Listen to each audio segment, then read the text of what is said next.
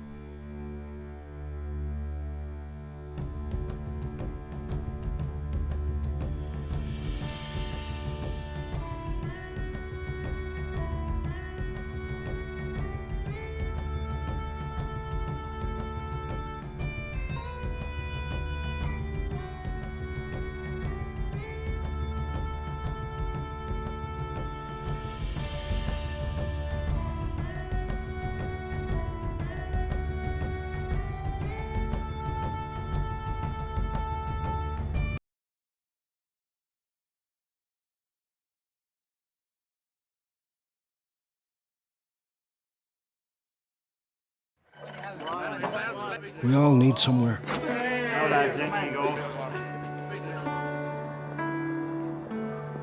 We who live for the day that might never come. Are you excited? We who go back again and again to where we come from. Well, lads, what's the crack? We who won't stop until we're unstoppable. Very nice Tuesday night. We who will never say no to getting stuck in. You got it all free? Yeah. We who pass on every tradition and skill that was passed on to us. Thanks. We who love the days that come forever. Him, her, them, us. We all need somewhere that belongs to us all. GAA.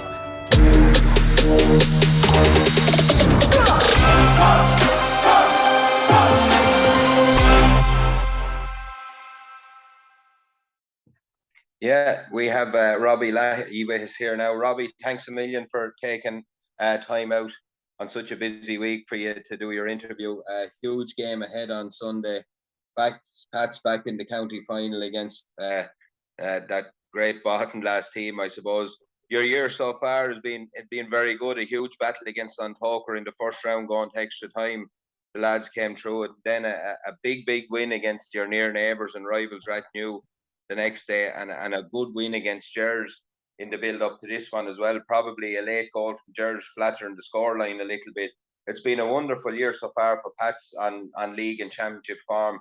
They really hit the ground running on all fronts, and they seem to be firing on all cylinders coming into this one. Yeah, I think the year has gone well. I suppose starting off of the year with myself and Barry Fitz and Joe Quinn kind of as the new management team there, I suppose we kind of picked up from where the previous management had, and we kind of introduced an awful lot of younger players, and a few other players had kind of stepped away and retired. A few others had emigrated during the year. So we tried to integrate as many young people as possible during the league and introduce them, I suppose, to senior football. A lot of them would be only, 18, 19, and some of them would have been playing junior football. So it was that experience for them and a learning curve for them. And that's what we used the league for. Now, the league went well on top of that. Sometimes it happens that way, sometimes it doesn't, but the young lads really stepped up, and the experienced heads that were there kind of, led the way and brought them along with them. So we were very happy with what we got out of the league, and winning the league was a bonus. It wasn't what we had, aimed for at the start. It was, obviously you're trying to win every game you play, and that's part and parcel of it. But it was great to win the league for the young lads, especially that were, new to the team and new to playing, I suppose, senior football at a consistent level, and getting minutes on board. So come to the championship then, obviously it's, everybody raises their game for championship. And, the first game we knew on Toker were an up and coming side. And the word in the street was that, they were going to give it a rattle, and they did. And I suppose we didn't panic on the day, which was the main thing. And when it went to extra time, I thought we were very good and we used our experience. Then obviously Rathnew is the local derby, and down through the years there's been nothing in it, and probably on the day we got a couple of lucky goals at the right time. So maybe just the scoreline might have flattered us a small bit, and then the last day again I thought we didn't panic either, and we stayed in the game. And then the second half we were very good. Now, in saying that, Arklow obviously had an injury to Andy Marr, which definitely affected them, but I thought we managed the game well in the second half. So looking forward to Sunday. As you said, Baltinglass are, have won numerous titles. It's their third final in a row, so they bring a lot of, experience to the table. And, county final day experience, which is a huge advantage, because a lot of things happen on the county final day that don't on, the other championship days, like in terms of parades and national anthem and just a different build up. So it's a bit of managing that for our younger players, but it's something to look forward to. Every player starting off at the start of the year, they obviously want to their aim is to win a championship. So, we put ourselves in with a chance of doing that by being there on Sunday. Yeah, and look, I think you touched on it there in what you were saying. Resilience is a huge thing. This Pats team, they back a couple of years ago, as we said, they've been beaten in a couple of finals, came back 1-2 in a row, which is very difficult to do. The last couple of years were knocked out. Now they've come back at the core of this team, have come back again. There's huge resilience and experience within the core group. And as you said, those youngsters seem to be thriving on the core group of players there at the minute as well. Yeah, like the younger lads the older lads have, great appetite for it. I suppose once you get to the summit, and then when you don't get back there, your hunger comes back again and people want to get back there. And, the more experienced guys on the team have really, helped the younger lads along this year. You know what I mean? Take them under their wing and, just teaching them about playing senior football. And I suppose the key, even, amongst us all, is that no one knows everything. You know what I mean? And you'll always continue to learn. And that's the way we've trained all year. It's just, try and improve, get better at what we're doing. And, the older lads have kind of led that way, and the younger lads have just taken it on and, moved it up a notch. So, each game I see, them improving, and, they'll continue to improve even after this year. You know what I mean? So, I think the older lads, I suppose with a team, you'll always look at, first of all, holding on to people with experience and trying to keep them as long as you can, because everyone has something to offer, and anyone involved this year in the team has added massively to it. Every single person has had a huge contribution. That's whether the people have started or not started, but everybody's made a massive contribution. Yeah, look, and as we alluded to, you were talking a little bit about Baltinglass coming down the tracks, a hugely experienced team, as you said. They bring a wealth of youth and experience themselves. Two massive teams. Everyone's really looking forward to this final on Sunday. Just what with Baltinglass, with Kevin O'Brien over them now, they're a big obstacle, and I've no doubt your lads will love meeting it head on. Oh yeah, I think so. I think obviously, games are won by small margins, and even over the last couple of years, you kind of look at all the key games, and it comes down to a point or two, and that's what championship semi-finals and finals usually are. Last year, the lads were beaten by Baltinglass in the semi-final.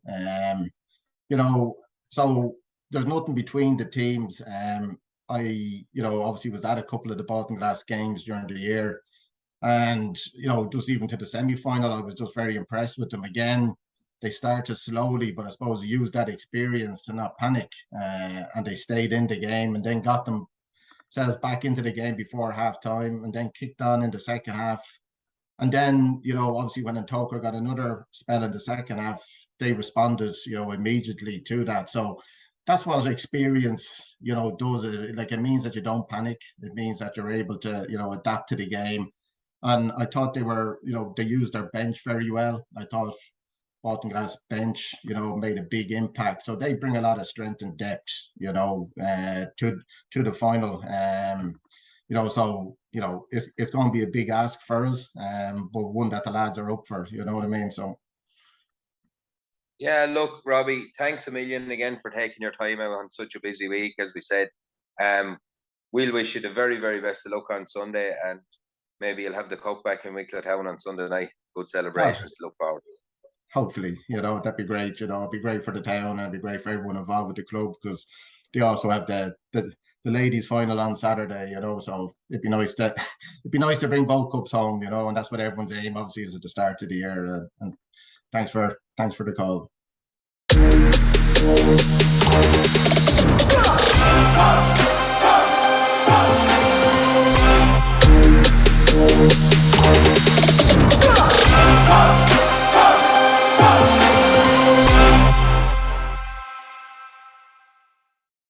Kevin, thanks a million for joining us on such a busy weekend. A huge day ahead for the lads tomorrow.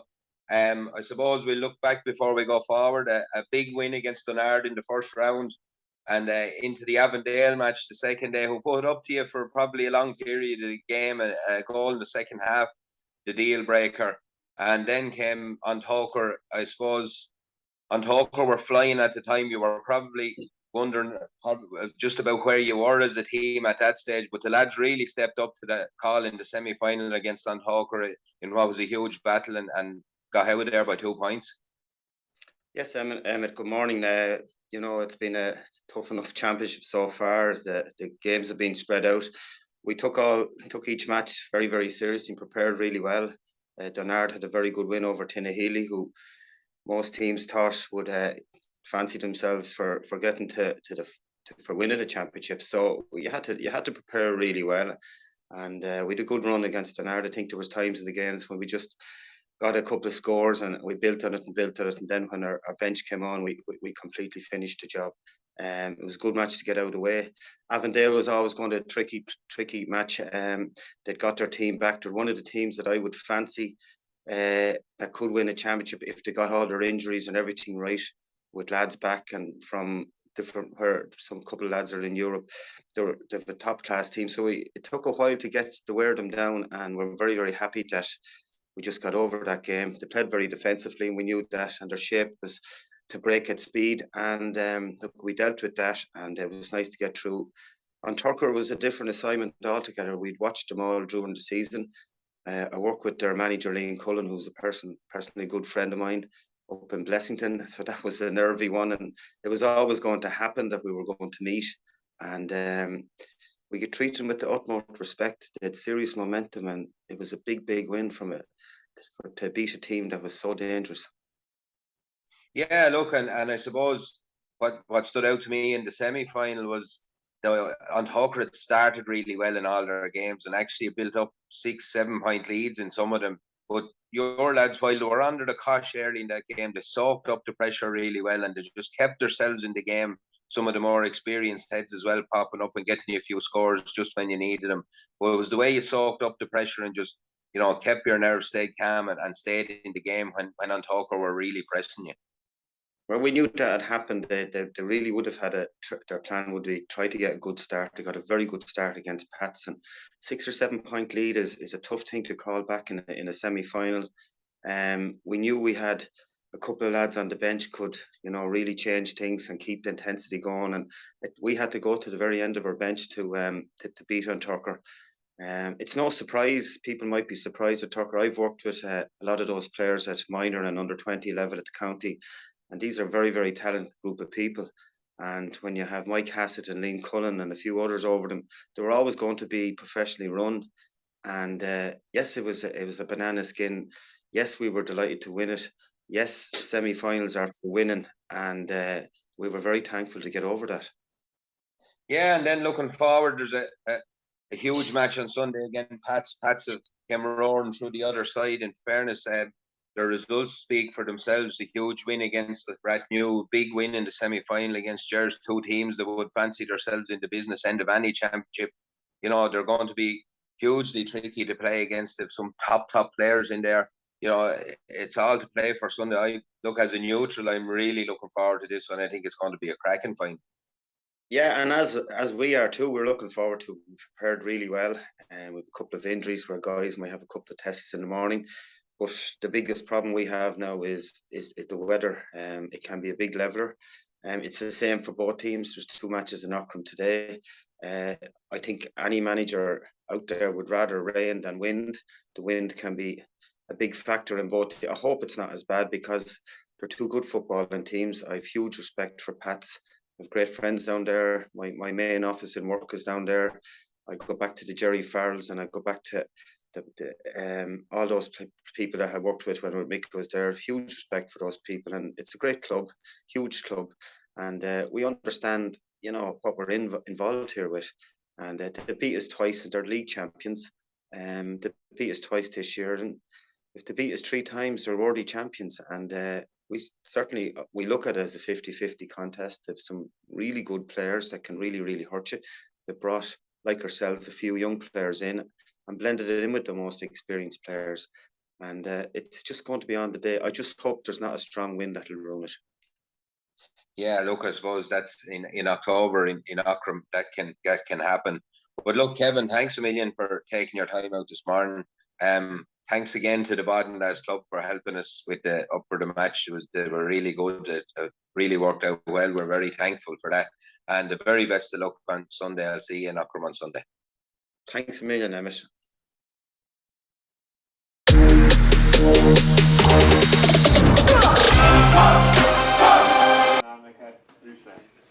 You're all very welcome to Aughrim here to the Bowman Platform Higher Senior Football Final. We're just having a minute's silence here for the victims of the Creaslock tragedy. We'll be back to you shortly.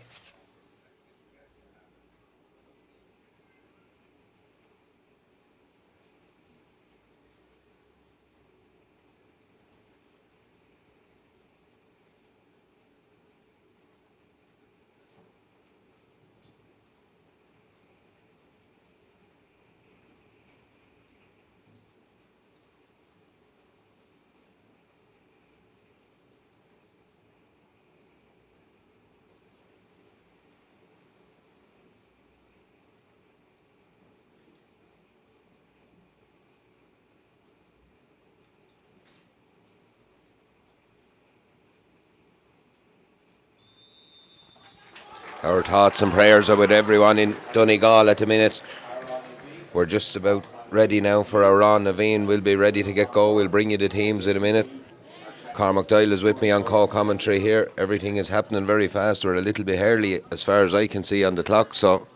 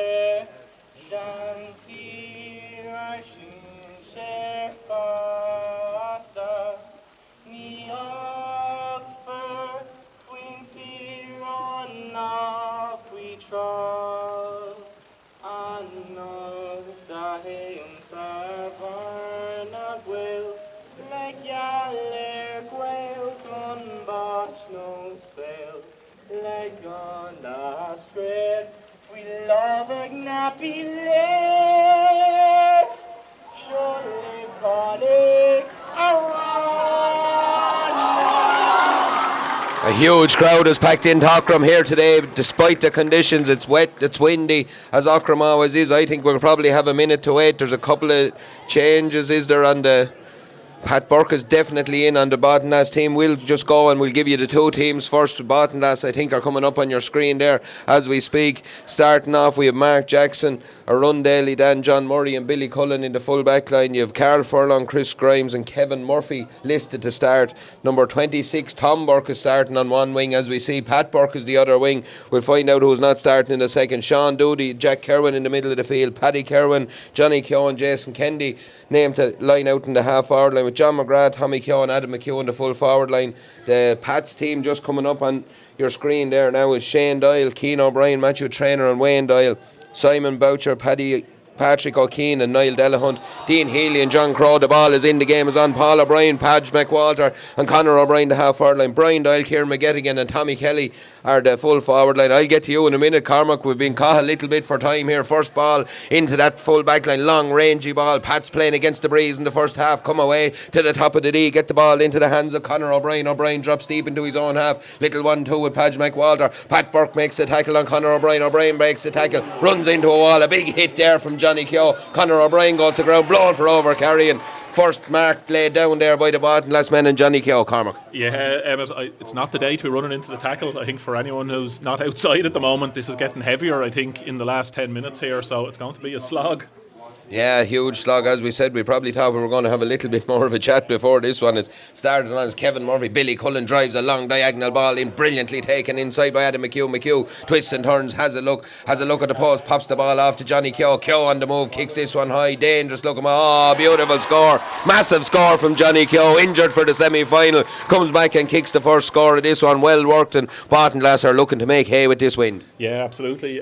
Like it looks like a strong enough breeze from what we can see up here, but with the wind, with the rain coming down heavy as well now, that was a savage score, about 35 yards out on the wrong side.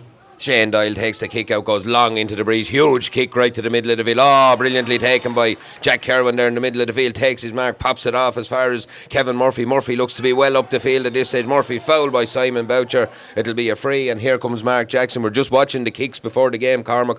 Won't really affect either of these goalies. They've huge boots on the both of them, but with the wind in their back, they could probably score from about 60 yards here. Yeah, I'd say so. I mean, this one's about 5 metres outside the 45 for Mark Jackson, but yeah, as you said, the flags look to be a bit deceptive. They're fluttering away there, but when we were watching them kicking around before it, they were both kicking, or certainly Shane Doyle was kicking it into the wind till easily into the halfway, so maybe the wind is not as strong as it looks from up here. Mark Jackson, he's about 47 or 8 yards out here, maybe 49. Having a look, he's pretty much straight in front of the post. He was pinging these against the wind.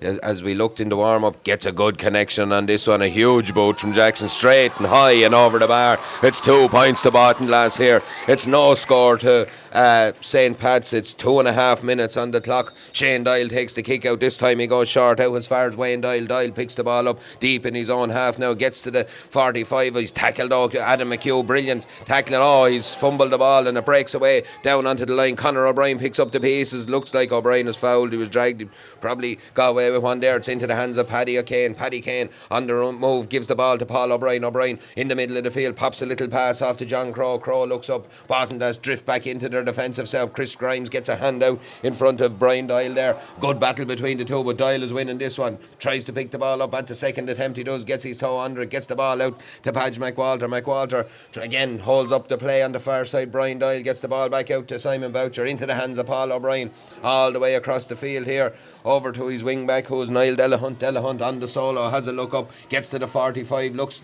for that man Tommy Kelly inside. The captain gets out in front, takes the ball, 2 men on his case straight away, pops a little pass off inside to Conor O'Brien. There's a clash off the ball, a third man tackle. John Keenan says it'll be a free in about 20 yards out for Tommy Kelly into the breeze here. He'll definitely have the boot. We'll find out, will the wind play a factor here, Cormac? Yeah, absolutely. That was a great ball in by, I think it was Niall Delahunt played it in to Tommy Kelly, and Tommy got the hand pass off quick and then used all his experience, let's say, to win that free. Kicks this one high into the breeze. Oh, just drops short. It's dangerous in around the square. Ball is fumbled. There's a bow on it from Brian Doyle. A good save from Mark Jackson. Anything could have happened in there. Just dropped short, and there was a half chance there. Yeah, half chance, but he got a good strike on it, but it'll show you that there is that bit of a breeze there, you know, just under the crossbar, and it's gone for 45, is it? Just as we wait for this 45 to be taken, we got news just before the match that Robert McHugh Jr., he's named at number 21 on the panel, but he done his ACL during the week. He's going to get the operation on Tuesday to rectify it, and we wish him all the best. So, unfortunate for such a good young player, but no doubt he'll be back. Shane Doyle takes a stroll up the field here. Again, already the Baltinglass crowd underneath us are not happy with the length he's taken, but that's going to be the nature of the beast today, Cormac, you'd imagine? Absolutely, yeah. I'd say they'll be glad to take every 20 or 30 seconds out of this with into the wind. But as you said beforehand, he was certainly striking them this distance in the warm-up, so about accuracy now. Shane Doyle has a look at the post. Familiar run up, drills this one high. It's hanging in the breeze, it's hanging under the crossbar. Oh, punched away by Mark Jackson now as far as Pat Burke. Burke comes away with this one. Burke is foul coming out with the ball. Baltinglass get away with that one. Two chances really for scores for Pats. It'll just tell you the breeze is going to be a huge factor as Pat Burke goes back, kicks the ball back as far as his captain Mark Jackson. Jackson solos out and passes the ball away to Billy Cullen on the far side, 21 yards out under the scoreboard here as Baltinglass defend the Herbst end, playing into the town goal, as we call it here in Wicklow. Away come Baltinglass in the hands of John Murray, back to Billy Cullen. Cullen pops a pass off to Jack Kerwin. Kerwin has a man free over here. It's Pat Burke. Already Burke on a lot of ball. He was man of the match 2 years ago in a final. Looks like he wants the same again. 5.5 minutes gone along. Dangerous looking ball. Oh, brilliantly taken by Matthew Traynor back there. Wonderful catch by Traynor. Ball is taken quickly into the hands of Paul O'Brien. O'Brien comes away 45 yards out from his own goal, pops it away to Keenan O'Brien. On the solo, has a look, pops it back again to Simon Boucher. Boucher solos, has a look, looks for an option. Niall Delahunt is free in space on the far side, but he's very lateral. He goes as far as him. They're 65 yards out for their own goal underneath the press box here. Back into Paddy O'Kane. O'Kane solos away to the middle of the field, injects a bit of pace, goes forward with the ball. Solos both feet, has a look up, needs an option, carries it into the 45, pops the ball off to Paul O'Brien. The ever willing Paul O'Brien. Will he have a shot? He does have a shot. Oh, it's a dangerous looking cross ball looking for Tommy Kelly, but again it's well dealt with the Baltinglass backs. They're just getting their hands in and getting the touches away at the right time. Away comes Tom Burke, gives the ball out as far as Chris Grimes in all sorts of trouble, drops the ball to the ground, gets it away eventually, back as far as Sean Doody, into the hands of Billy Cullen, and away come Baltinglass just about with that one under huge pressure from Pats. Long ball down the field, Trainer gets a fist in front of John McGrath, does really well. It'll be a Baltinglass line ball, and that's an intriguing battle there with John McGrath and Matthew Trainer. It is, absolutely, yeah. They were neck and neck on that one. I mean, the one before it, I think they got a bit impatient. I know Pats have the win, but dropping a ball in from 35 yards high on top of Matthew Trainer's probably didn't do well to get much out of that. Probably not the way to go, as you said. Tom Burke on the ball, gets the ball back as far as Jason Kennedy. Kennedy solos with this one, has a look up. Sean Doody now goes long, huge kick inside. They look to get in as far as they will. Play away to the referee, ball breaks. Johnny Kyo's on it. Chance here for Adam McHugh slots one, or it's John McGrath slots one home. A brilliant finish. The long ball in caused problems for Pats. McGrath gets on the end of it just as we spoke about it being a huge battle with him and Trainer. McGrath pops up and he's been the go-to man all year. Yeah, and whether they meant it or not, they took advantage of Matthew Trainer being dragged out to the sideline there for that high ball. He wasn't in under it, and they got the break, so that's a quick start for Balto.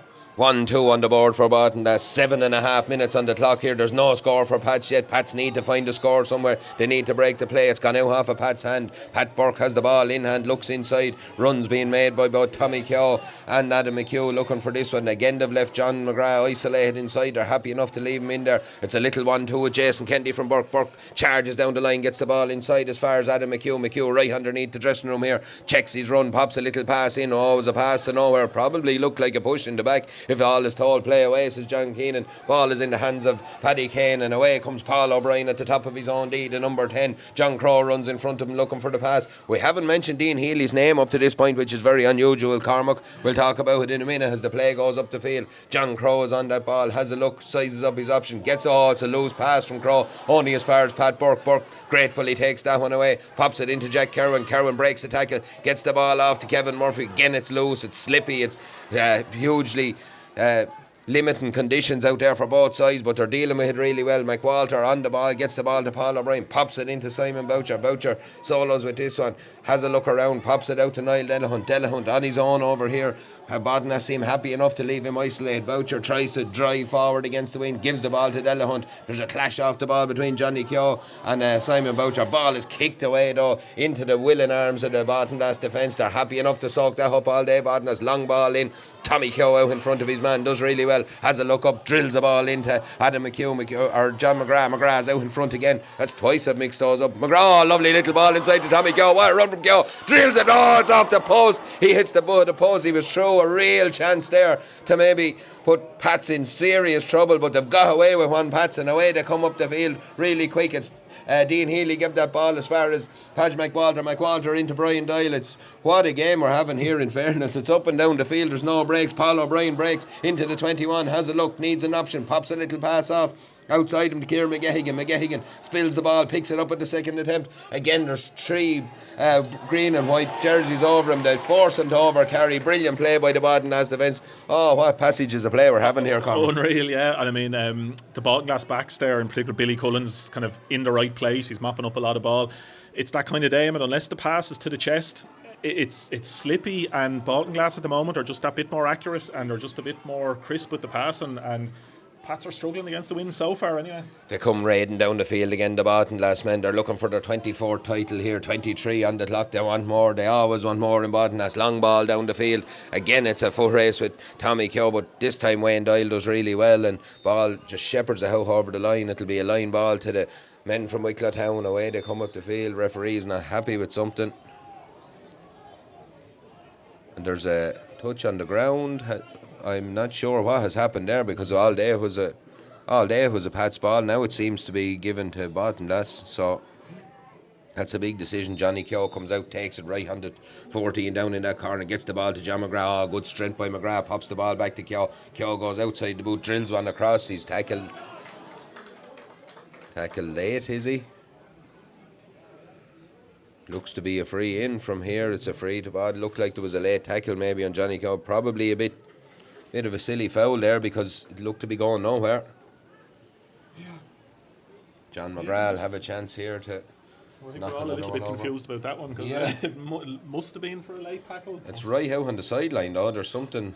Maybe it was before the tackle he was playing advantage. Maybe he could have been. I didn't pick up on it, but it's John McGrath here, sizing up his options here as he has a look at the post. Again, the breeze is in his back. He's going with the outside, the right boot. He drills a long one, huge ball across. It's gone all the way, and Sean Doody will do well to keep this in. He does do well. Gets the ball back to Tom Burke. Burke, oh, lovely pick up under pressure. Gets the ball back to Sean Doody. Doody swings a boot. This one is high, but it's gone to the right and it's gone wide. And it's just the first wide for Baltinglass, is it? First wide for Baltinglass, yeah. I think just the last minute or two there has just gone a little bit sloppier than it was. It was all very crisp and all, but that was that 10-11 minutes, that was full pace for that first full 10 pace. minutes. It was a huge intensity from both sides in that 12 minutes. It's 1-2 to Baltinglass. It's no score to Pats. They're playing against the huge breeze, the Wicklow town side, but they'd like to get a score on the board. They've had a couple of opportunities. Big kick from Shane Doyle, drops in the middle of the field. Jack Kerwin takes the break, does really well, gets the ball out to Pat Burke. Burke comes charging down the line as he does so often. Chance for Burke. Oh, he fancied himself, but it's gone off the outside of his boot and away, and we won't say any more about that one. Yeah, that's the last two there. They just seemed to be rushing them a little bit. They were so, in that first 10 minutes, they were working it into the right spot. 2 shots in a row from really the wrong place, and I know they have the win, but with the day that's in it and the rain coming down, like, they're just a bit wild, those shots. Yeah, and look, they have the shooters inside. You work the ball to your shooters, I suppose, is what Kevin O'Brien will be telling them down there. Kick out from Shane Doyle, goes long to the middle of the field again. Huge kick from Doyle, ball breaks. Dean Healy doesn't get a hand, is picked up by Johnny Keogh at the second attempt. 2 men around, does really well to win that ball, gets it to John McGrath. Foul on Johnny Keogh. McGrath wants to take it quickly, does take it quickly. In as far as Adam McHugh out in front, again, does really well. Steps, goes by his man, looks like a pull on the jersey. Play away as the referee. 2-3 steps there, maybe. The referee, look, a heavy collision on the ball. It's all eyes on the ball, to be fair. McHugh swings his right boot at this one, kicks it high and kicks it over the bar. He might have got free before, but he's got one from playing out, Cormac. Absolutely, yeah. I mean, you're going to have to earn your free out there. I'd say with the weather conditions, John Keenan is letting it go a little bit, so running into contact and you're in trouble there today. Yeah, but in fairness to the two teams, it's all eyes on the ball. There's nothing untoward going on. We have Paddy Kane on the ball, 45 yards out from his own goal. It's into the hands of Paul O'Brien. O'Brien solos forward with this one. Niall Delahunt makes a run outside him again. O'Brien just carries the ball into the 65. He's 45 yards out. There hasn't been a hand left on him here, but he just checks his run and comes back as far as Niall Delahunt. Delahunt has a look up, pops the ball off to Podge McWalter. The evergreen McWalter, though, he's ran into a lot of green. Unfortunately, he has to come back with the ball. It's in with Paul O'Brien. O'Brien gives the ball to Niall Delahunt. Delahunt has a look up. Paddy O'Kane offers his services, takes the ball, has a look, slows things down. Pat's just looking to work a score here, get their name on the board. With 14 minutes gone in this county final and no score from the Pats men, wind or no wind, they'd like to be on the board by now. It's Conor O'Brien. O'Brien solos with this one, gets it to Paddy Kane. Kane tries to get his run. Oh, brilliant tackle there by Johnny Keogh. Strips the ball from him, pops the ball away. Jason Kennedy gives it back to Keogh. Long diagonal ball in. Oh, space in here for John McGrath. Great run by McGrath. Takes this one, steadies himself, kicks this one high, but looks to be gone to the left of the post and wide, and another chance gone a begging. But Baltinglass just soaking up the pressure. They're tackling really good, and Pats are struggling at the minute. Yeah, they're really strong on the tackle there, and again, we've said it a couple of times, just Pats, I think, if they just move the ball a little bit quicker, even if it's hand passing. Short kick out there, nearly going awry. Paddy O'Kane comes away with the ball, gets his free, takes it quickly as far as Niall Delahunt. Sorry, Cormac, I cut you off. I thought there was going to be a goal chance there for a second. Ball is into the hands of Podge McWalter. McWalter takes a foul from Jason Kennedy. Dean Healy on the ball. Pats need Dean Healy on the ball against this wind. He's been pretty much anonymous up to this point. The two of them, I think John Crowe as well, like, it's been Baltinglass have had the better around the middle of the field on kickouts and just general play there so far. John Crowe turns back with the ball, gives it as far as Paul O'Brien, gives it back to John Crowe. Crowe looks to try and penetrate that line of defenders that Baltinglass marshal so well, gets the ball inside to Tommy Kelly. They need their captain to step up here, has a twist, has a turn again. 3-4 men around the ball is tipped away from him. He wins it at the second attempt. He needs support. A huge harassment there from the Baltinglass defence, does really well.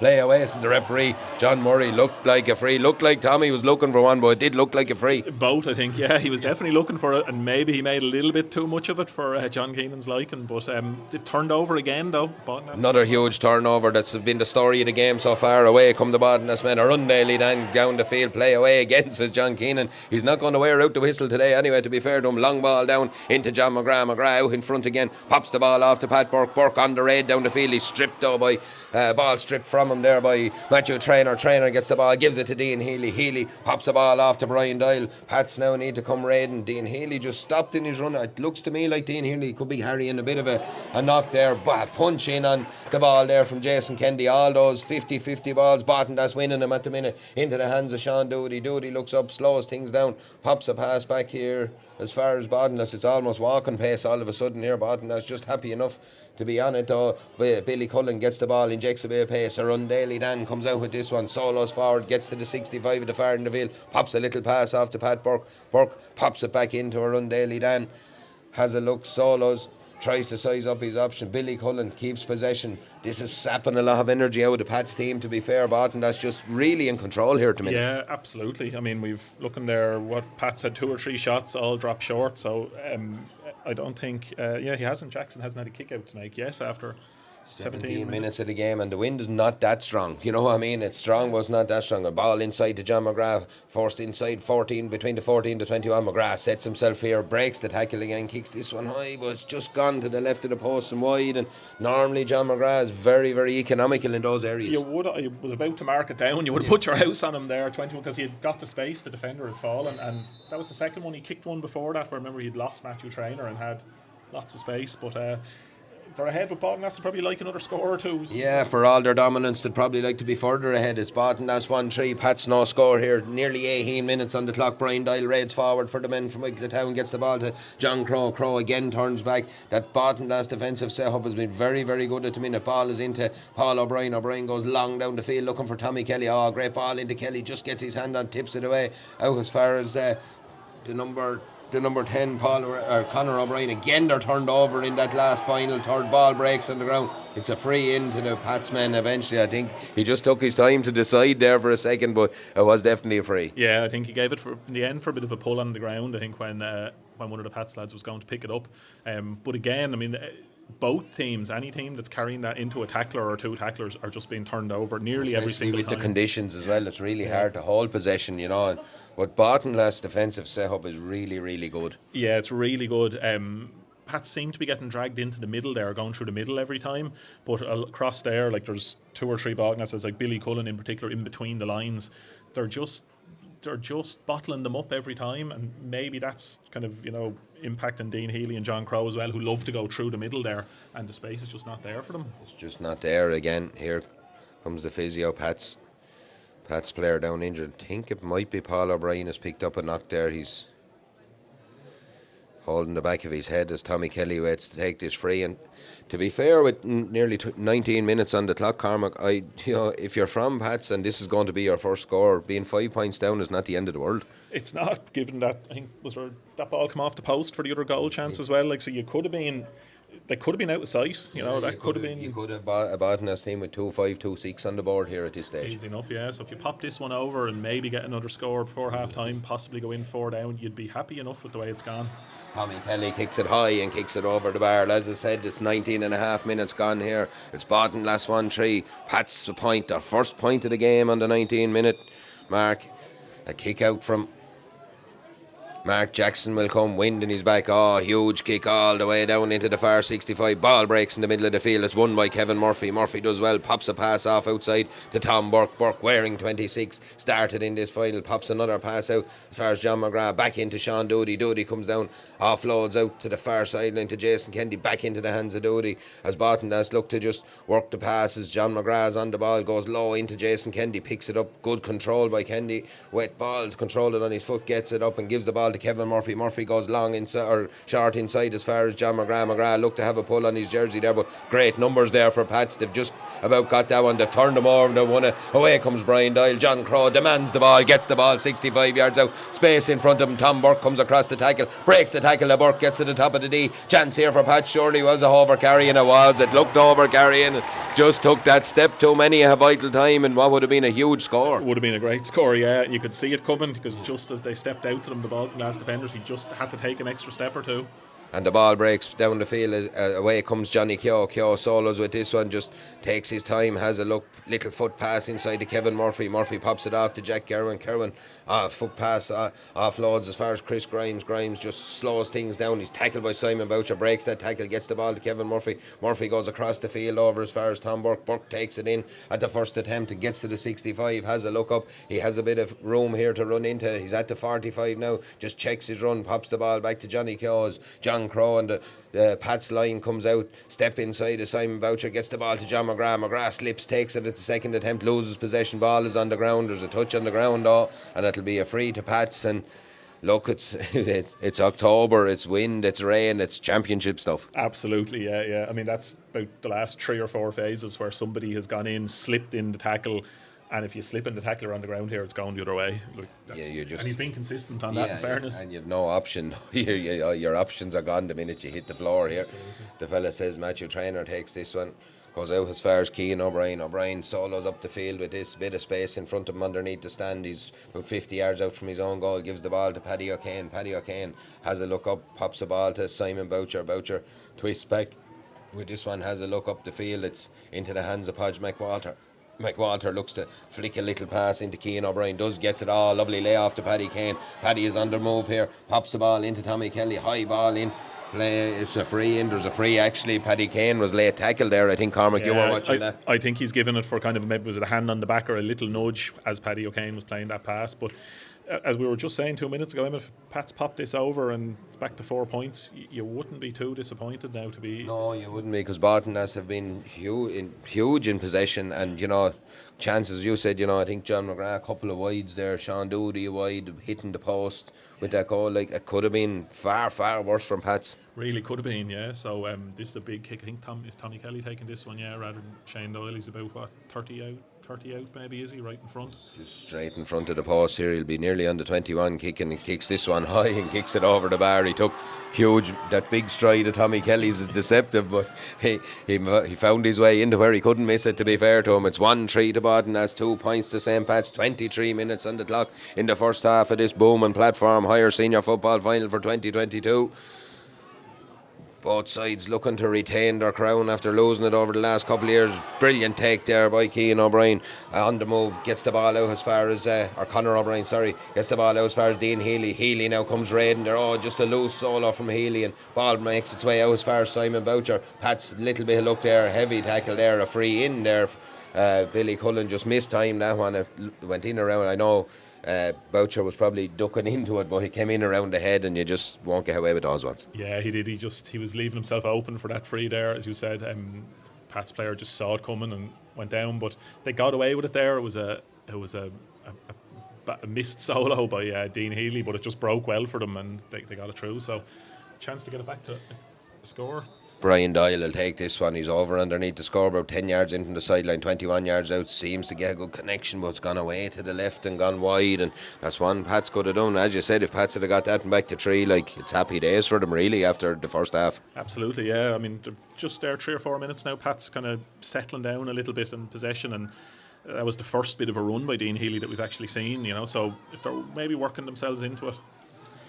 Chance for Mark Jackson to take the kick. He looks to go along. John Murray has made a run out to this side. He's in acres of space here, Murray, but Jackson goes long, huge kick down the field. Jason Kennedy just tries to get a flick on it. John Crowe is in the right place at the right time, though. Well read by Crowe. Gets a hand pass off as far as Podge McWalter. Jason Kennedy is picking him up, pops the ball in as far as John Crowe into Paul O'Brien. As you said, Pat's starting to move with a bit of intent now. Brian Doyle pops the ball inside to Simon Boucher. Boucher on the move. Jack Kerwin comes in. Good tackle from Kerwin. Got the hand. The tackle had to be right. It was right. Touched the ball away and out to the far side as far as Jason Kennedy. Kennedy gets the ball to Jack Kerwin into Billy Cullen. Cullen comes all the way back to Mark Jackson. Jackson made himself available, pops the pass off and into the hands of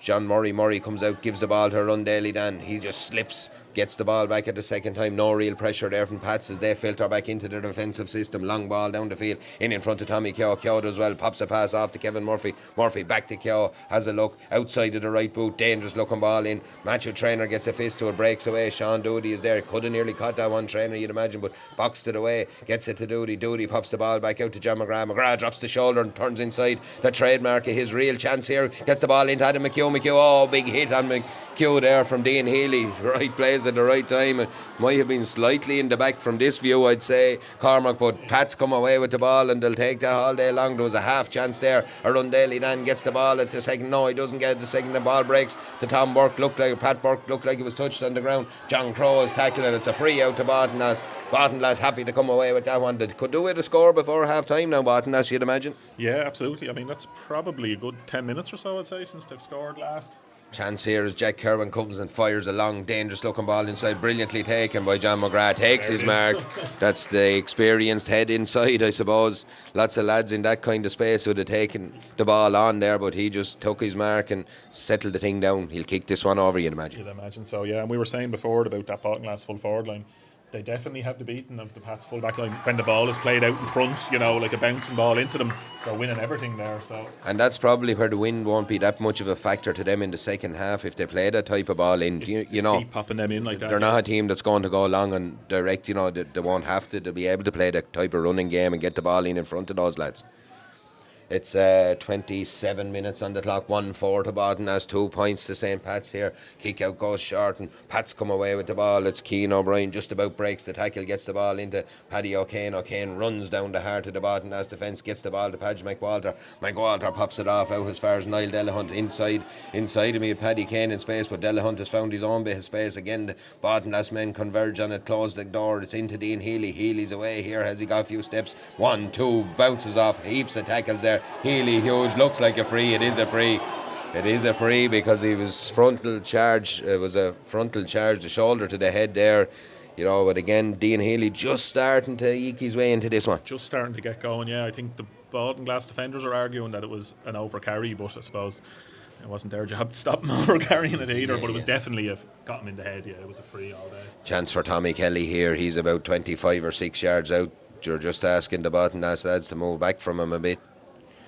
Tommy doesn't look like the sort of lad that sort of thing would upset on most days, but he's just having the chat with John anyway. Kicks this one right foot high and it's over the bar. 1-4 to 3 points here in Aughrim in the Bowman Platform Higher Senior Football Final with just about under 2 minutes to go to half time. We'll have injury time as well. It'll be interesting to see how much. Hasn't been that many stoppages in the game. I thought Pats might have opted to maybe slow it down a little bit more. A little bit more, yeah. Like there's been plenty of turnovers, you know, plenty of frees, but as you said, no real stoppages from them. Like no one been down injured, yeah. A long kick down the field. 2 Baltinglass men go for it. Breaks off the 2 of them. Sean Doody and Jack Kerwin. It's into the hands of Dean Healy. Healy gets the ball away to Paddy O'Kane. He's tackled by Adam McHugh. It'll be a free to Pats. Again, it's a day for those challenges. They have to be executed really well, or you know, they always look worse than they are as well in this sort of weather. Yeah, and as I suppose you get that bit tired towards half time, they're just leaning over the top a little bit now, whereas earlier on it was much more hand on. We'll have 2 minutes of injury time at the end of this half. We've a minute of normal time to go. We've 3 minutes left in this enthralling encounter here in Aughrim. Baltinglass and Pats. It's 1-4 to 3 points to the men from the west. Paul O'Brien's on the ball, 45 yards out. Pats coming looking for a score now to try and get it down to 3, or maybe even better if they can get a goal. But Boucher solos with this one, pops the ball off as far as Conor O'Brien. O'Brien takes the outside route down underneath the scoreboard, comes back, needs support now, gets the ball out as far as John Crowe. Crowe, the number 9, has a look, goes long and diagonal looking for Tommy Kelly. Kelly's in the space at the back, but just comes out of his hands. Would have been a great pass, but just fell at the wrong time there. John Murray comes away with this. It's a hand on it there brilliantly from Kieran McGagan. Gets a loose looking pass out. It's a free out, and Baltinglass just got away with one there a little bit. Got away with that one, yeah. If you had to let that run, I think Pats were going to have a chance for a score there, so they'll take that coming into half time. Johnny Keogh gone right back into his own 21. The number 11 takes the free, gives it to Mark Jackson. Jackson comes out, gives it to Billy Cullen. Cullen solos with this one. Long ball down the field, looking for Sean Doody. Doody takes it really well underneath the stand there, playing a wing forward there now on Simon Boucher. Goes long ball, brilliant ball in front of John McGrath. McGrath takes it at the first attempt. Trainer tries to watch him. McGrath drops the shoulder. Oh, he looks to go in along the end line. He's tackled and well tackled by Matthew Trainer there and bundled out over the line, and that'll do the Pats man all day long, I suppose. He had to make the tackle because another step and he was gone. Yeah, and then he got the decision for the kick out as well rather than the 45. I'd say it was 50-50 at best. Ball comes out, it's in the hands of Brian Doyle. Doyle solos up the field, gives the ball into Matthew Trainer. Trainer steps inside to Pat Burke, raids up the field now, the big man. Long ball down the field, breaks out of the hands of Billy Cullen into the hands of Kieran McGegan. Chance here for McGegan, gets inside. Danger here for ball. No, rattles the crossbar. Huge rattle of the crossbar there. Ball is back out. Tommy Kelly drops it, breaks down. Paddy Kane is there. Again, it's scrappy, it's wet, it's windy. Everyone trying to get their hands on it. Eventually, away comes Tom Burke with the ball, pops it out as far as Johnny Keogh, I think it's Tommy Keogh actually, solos down the field, has a look, pops it off inside as far as Adam McHugh. One Baltinglass man inside at this stage, even with the wind. They're looking to hold this one up till they get numbers forward. Everyone was back. Jack Kerwin is fouled by John Crow. Probably lets Baltinglass away a bit because they hadn't many options inside, and now Jason Kendi is an option. He's inside the 45 here, has a look at his options. He goes, drives a high looping ball inside. I think it was a shot. John McGrath tries to take it, slips at the wrong time and breaks away off him, and it's gone wide. And it's, it might look scrappy, but the conditions out there, this has been a cracking first half, Cormac. It's been brilliant, yeah. As you said, the scores are low and it might look scrappy, but they couldn't, the intensity, it's really end to end, and that was some effort to hit the crossbar as well. I mean, if that had nestled in the roof of the net, Pats were nailed on, I suppose. The lads is going in at half time. There it is, right on the 2 minutes. It's half time here. 32 minutes on the clock. Baltinglass 1-4, Pats 3 points. And I suppose after the first 10 or 12, 15 minutes, Cormac, Pats would have taken 4 points all day long at half time, wouldn't it? Absolutely. I mean, after 15 minutes there, they could have been dead and buried. That could have been 2-5 to no score. Yeah. So to go in 4 points down, having after just hit the crossbar. It's huge. And look, kids are coming out to play their half time game here. We're going to take a quick break here. We'll be back with the second half, what should be a cracking second half in the Boom and Platform Higher Senior Football Final. Don't miss it, because I think this one is going to go right down to the wire.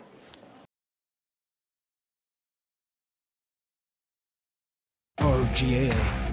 We all belong here, in this place, at this time. We belong not because of who we are or where we come from. Being here means belonging. Belonging means knowing you're part of a community that has a place for all. Where potential is nurtured, where individuals become teams. We honour the legacy of those who went before and strive to build a legacy of their own. Some of us play, some of us used to play, some of us never played. We all belong. Belonging means having a voice, means being able to say what you think is right. Being listened to. Belonging means respecting each other, means being there for each other, on the pitch, off the pitch. Belonging means rolling our sleeves up and doing what needs to be done. We all belong, whether it's our first day or our 100th year. We all belong here, because this place belongs to us all. Our GAA, where we all belong.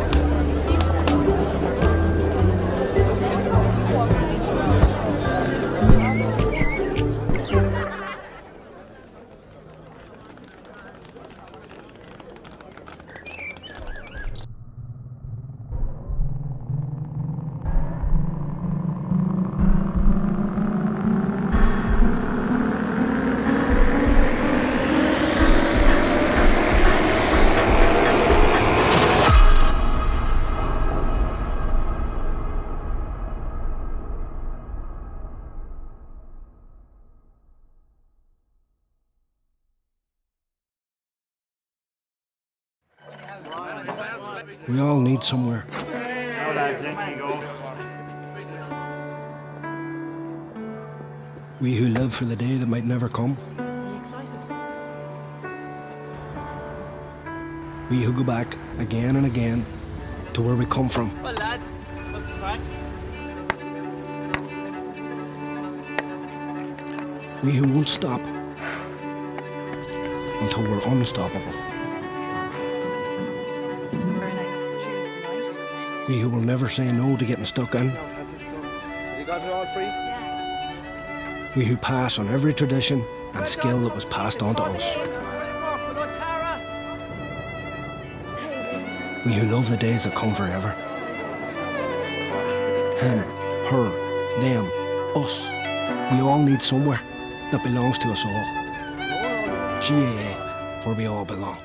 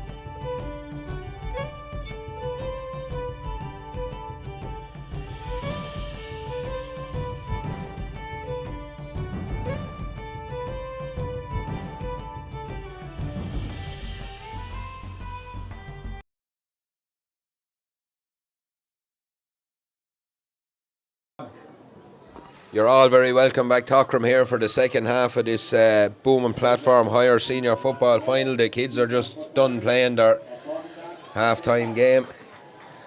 They're just leaving the field. A very entertaining half-time game it was as well on both sides. So teams are just lining out. I don't think there doesn't seem to be any changes made on either side. We'll just have a quick scan around there for a minute. As we said, it's 1-4 to Baltinglass, 3 points to Pats. Baltinglass have played with the aid of that wind in the first half. They'd probably like to have had a few more scores on the board. Couple of wides, Cormac hit the post, but then on the flip side of that, Pats have hung in there and hit the crossbar just before half time, so it could be a really different picture here. Absolutely, yeah. And we were just saying there at half time that the way Baltinglass play, you can see them moving the ball probably 3 or 4 points in them, so you'd have to think that on that basis, like, Pats are either going to need a goal or they're going to have to kick 9 points or so. And I think some of those kids you're talking about are going to be playing in the half back line here, because John Keelan's ready to throw his ball in. He's ready to throw it in. There's a number 5 for Baltinglass is reluctant enough to leave the field here at the minute, but I'm sure he'll get his chance in the coming years anyway. He'll be out on the big day shortly.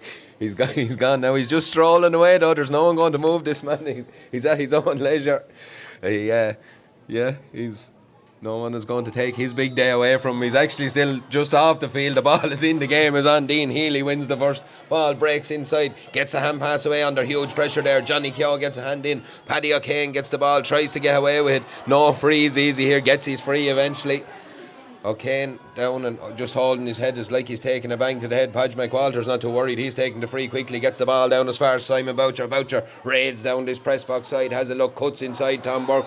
Burke, he drew the tackle out. He let Burke take him in and won his free. Cute play there from Boucher. Yeah, he did, and he just went in. He reached right across him with the wrong hand there, and as soon as it goes up around the collarbone, the forward was always going to go down. And someone from Baltinglass has had too much to say as well, and John Keenan has moved it in. It was a difficult to free enough now, but Brian Doyle has a fairly routine operation now to kick this one. He's just about 23 or 4 yards out. Should suit the left foot perfectly. Does suit the left foot perfectly. It's high and it's over the bar. It's 1-4 to 4 points here in Aughrim. Delicately poised. We've just about a minute on the clock there. It's down to 3 points. Interesting to see where Mark Jackson goes with this one. Jason Kendi makes a run. Kevin Murphy makes a run. Jackson lines it up, kicks long, drills the ball into the wind right to the middle of the field. Huge kick. Dean Healy is under it though. Healy takes this one, powers forward, just comes away from his grasp. Again, bodies go to ground. Jason Kendi got a hand in. Ball is in the hands of Padge McWalter. McWalter pops the ball off to Tommy Kelly. Kelly on the loop. Kicks this one high and kicks it. Oh, huge score from the captain. Huge score for Pats. It's back to 2 already, and Pats have just about, I know it's only less than 2 minutes, Cormac, but they've taken over there. they have, yeah. I mean, that was a huge kick by Tommy Kelly, and the wind at his back. So Baltinglass really, like, next couple of scores for Baltinglass are really important, is that? Kick out right to the sideline. Oh, it's well taken by John Murray. He done really well there. Just loses the ball as he comes away with it. Gets the ball into the hands of Sean Doody. Doody pops it off to Arundale. Then out as far as Billy Cullen. Cullen looks to go long into the breeze. High ball hangs inside. Again, hand in, but a push in the back. It looked like a push from here, to be fair. John McGrath was going to ground, and there looked to be a hand. The loose hand, as the fella says, was on the back. The punch came in. He got the ball, but it's a free, and it's a chance for Baltinglass here just to lift the siege a little bit after that quick start from Pats to the second half. I think so, yeah, and I'm sure, here he comes. So Mark Jackson will come up and kick this into that win. But and just on that first kick out there, like Mark Jackson, he's a huge kick, but I don't think going down the Dean Healy route is the way to go here in the second half. You're bringing him into the game as well. Yeah, and as big as a boot it is, it'll still get caught with the wind just at the end, so it's kind of favouring the other team coming running from behind, in at it. Yeah. So Jackson comes all the way up. He's just inside the D. He's about a yard or two to the right hand side of the post on the Harps end. Pat's crowd not happy with the length he's taken, but doesn't matter to Jackson. He drills it high and drills it over the bar. 3 minutes on the clock here. It's 1-5 to Baltinglass, 5 points to Pats. Oh, it's going to be a really trappy affair, this one. It'll come right down to the wire, I think. Shane Doyle takes a kick, goes long to the middle of the field, huge kick. Jack Kerwin's under, just slipped, but gets it at the second attempt, gets it as far as Johnny Keogh. Keogh offloads it out to Pat Burke. Bit of space on the far side here for Adam McHugh. McHugh solos with this one, has a look, takes on his man, cuts inside, but just Niall Dennehan just done enough to get a hand across him, turns him back as Baltinglass look to raid through the middle, ball into Jack Kerwin. Kerwin takes it, wasn't the best pass in the world, but he done well to control it and hold on to it. It's back out as far as Pat Burke. Burke has a look up, flicks a little pass inside as far as Adam McHugh. McHugh solos, dummies inside, does really well, drops the shoulder. Was he pulled back? No, says the referee. Gets it back on the right boot, kicks this one high. Super score from Adam McHugh under all sorts of pressure, but really turned that one, kicked a beautiful point. Brilliant, yeah, that could be the score of the match because he was dummy soloed off his right, stepped in and swung it over with the left into the wind. Yeah, great score. 1-6 to Botton, that's 5 points to St. Pat's. 4 minutes on the clock here in the second half of this booming platform higher senior football final. Long ball to the middle again. Tom Burke rises, catches. Whistle was blown for a mark. I think he didn't quite have full control of it. He's told to go back with the ball. Was it free given? Because Johnny Keogh, I was just going to say if Johnny Keogh kicks that, they could be in trouble. Tom Burke has the ball, has a look up at his options. He was moved back, now he's taking it from about 2 yards further than where he moved him back from. Ball is up the field, Adam McHugh comes out in front, wins the ball, does really well. Soft-ish free, all things considered, I think, with the day that's in it and all. But again, the back there, he just made it easy on the ref by having the hand on the back. But those balls, the way Baltinglass were playing them in, like, it's suiting those 3 lads in the full forward line. They're a yard ahead, and as the ball is dying, they're going to win plenty of ball. And the same as we spoke there just before half time as well, the wind won't affect the way they're feeding those 3 lads inside, really, because it's not a long booming ball in anyway. Exactly, yeah. And it's Pats as well, like when they're coming in from behind them there, the hands in the back, and then every time they foul, I mean, that's taken 30-40 seconds off the clock by the time Mark Jackson comes up and kicks them, so it's when double whammy on. Jackson kicks this one into the breeze. It's gone to the left and wide. He drilled it, but it's gone away to the left and wide. 5.5 minutes, 4-point game here in Aughrim. Baltinglass just Pats started in a flurry of scores, 2 great scores from them, but Baltinglass have just taken the pressure away. Brilliant kick though from Shane Doyle, goes out as far as Niall Delahunt. Delahunt gets the ball down the field to McWalter, wins the ball really well, playing under an advantage, takes his free. A foul there by Jason Kennedy, and Tommy Kelly jogs out to take this one. It's well within Tommy's range with that wind in his back, just about 3 or 4 yards in from the sideline, about 44 yards out. Absolutely, yeah. I mean, I'd say there's going to be plenty of frees in terms of the scores in this half. That's about 3 or 4 already, within shooting distance. Chance for Tommy Kelly, steadies himself, the familiar pose of Kelly. We're well used to looking at it at this stage. Kicks this one high into the breeze. It looks to be tailing away. Doesn't it? It's after curling in at the right side. It looked the way everyone was looking at that one. It was going 3 or 4 yards wide, but it's curled in at the right time. A huge kick from Kelly. It's back to 3 points. Absolutely, some kick from 45 yards. As you said, if they can just keep it within a score, some of those balls drop short, there'll be a goal chance for Pats at some stage. Kick out from Mark Jackson, gets caught in the breeze and finds its way out over the line there as the door blows open here. But it's a short ball taken to Padge McWalter. Well done by Jason Kennedy, read it really well, got his hands on the ball. Sean Doody wins this one right in his own 45, pops it back to Billy Cullen. Cullen solos forward with this, has a little bit of space in front of him, gets the 65 yards out, gives the ball out to Kevin Murphy. Murphy pops the ball out to Jack Curran, back to Billy Cullen. Cullen comes raiding up the field now, as he's done so often here. Little ball in front of John McGrath. McGrath just took his eye off it. Thought he had the ball, he was making his next decision, to be fair. Pats come away with this one again. It's not a day for making mistakes because they're punished straight away. Paddy O'Kane gets his free coming out of the ball loose, but Simon Boucher does well to take it up. It's Brian Doyle on the ball here. Doyle 45 yards out from his own goal, pops a little ball down in front of Padge McWalter. Again, it's slippy, it's sliding, but McWalter does really well, wins the ball at the second attempt, gets up, gets his pass off to Paul O'Brien into the hands of Brian Doyle. Doyle pops a pass inside as far as Kieran McGehigan. McGehigan on the run, hit the crossbar at the end of the first half there, but he's tackled and well tackled by Arundale Dan, and Dan is fouled. Good turnover from Baltinglass again. Huge pressure on the man on the ball. Great turnover, but I think Aaron Dandelier, he wanted him to foul him because the ball he was trying to stop it going over the end line. Free will be for Billy Cullen. Cullen goes back as far as Mark Jackson, who was loose, and Tommy Kelly almost pinched in there to get a chance at the goal. That would have been a huge score. Long ball from Billy Cullen, looking from Johnny Keogh. Keogh out in front of Paddy Kane. Huge battle between the two. Brilliant play by Johnny Keogh. Gets out in front, wins his free. Referee blows for a free there. Mark Jackson looks to have picked up a knock there, going for that ball.